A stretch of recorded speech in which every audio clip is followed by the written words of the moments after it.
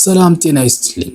ዛሬ መጋቢት 2 ቀን 2018 ዓመተ ምህረት በመካከለኛው ምስራቅ ታሪክ ታይቶ የማይታወቅ እጅግ አስፈሪ ወታደራዊ ግጭት ተቀስቅሷል። ኢራን፣ አሜሪካና እስራኤል ቀጥተኛ ጦርነት ውስጥ ገብተዋል። አሜሪካ ወታደሮቿ መገደላቸውን ስታረጋግጥ፣ ኢራን ደግሞ የአሜሪካን ግዙፍ አውሮፕላን ተሸካሚ መርከብ መምታቷን እያወጀች ነው። ዛሬ በዚህ ሰበር ዘገባችን ዓለምን ስጋት ላይ የጣሉትን ዋና ዋና ሁነቶች በዝርዝር እንመለከታለን። እስከ መጨረሻው አብራችሁን ቆዩ። የኢራን አብዮታዊ ዘብ ጓድ IRGC ከፍተኛ መሪዎቻቸው መገደላቸውን ተከትሎ እውነተኛ ተስፋ 4 የተሰኘው መጠነ ሰፊ ወታደራዊ ጥቃት መጀመሩን አስታውቋል። ኢራን በመካከለኛው ምስራቅ በሚገኙ 27 የአሜሪካ ወታደራዊ ሰፈሮች ላይ የሚሳኤል ናዳ ማውረዷን ገልጻለች።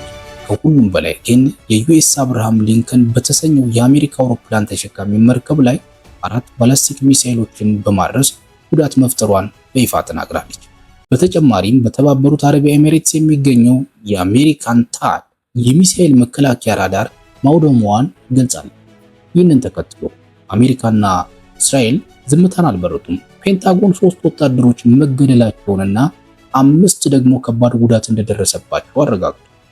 የአሜሪካው ፕሬዝዳንት ዶናልድ ትራምፕ በሰጡት መግለጫ የአሜሪካ ወታደሮች ሕይወት በከንቱ አይጠፋም ሲሉ ለኢራን እጅ አሳማሚ ምላሽ እንደሚሰጡ ዝተዋል። እስራኤል በበኩሏ ባለፉት 48 ሰዓት ውስጥ በመቶዎች የሚቆጠሩ የጦር አውሮፕላኖችን በማሰማራት በቴህራን ቁልፍ ስፍራዎች ላይ ከባድ ጥቃት ፈጽማለች። የጦር ኃይሎቹ አዛዦችም ዘመቻው ለተከታታይ ቀናት እንደሚቀጥል አረጋግጠዋል። ግጭቱ በኢራንና በአሜሪካ መካከል ብቻ አልተገደበም።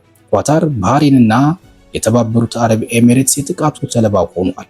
በዱባይ ታዋቂ ሆቴል ላይ ሳይቀር የሚሳኤል ፍርስራሾች ጉዳት አድርሰዋል። ይህ ጦርነት በዓለም ኢኮኖሚ ላይ ትልቅ ርዕደ መሬት ፈጥሯል። የነዳጅ ዋጋ በአንድ ጀንበር በ13 በመቶ ጭማሪ አሳይቶ $80 ደርሷል። የአየር መንገዶች አክሲዮን እየወደቀ ሲሆን ዓለም አቀፍ ትራንስፖርቶችም ከፍተኛ ስጋት ላይ ወድቀዋል። በሚያሳዝን ሁኔታ የሁለቱ ወገኖች ንጹሃን ዜጎች ለሞትና ለጉዳት እየተዳረጉ ነው። በኢራን ሚናብ ከተማ በሚገኘው ትምህርት ቤት ላይ የደረሰው ጥቃትና በእስራኤል ከተሞች የወደቀው ሚሳኤሎች የበርካታ ሰዎችን ሕይወት ቀጥፏል።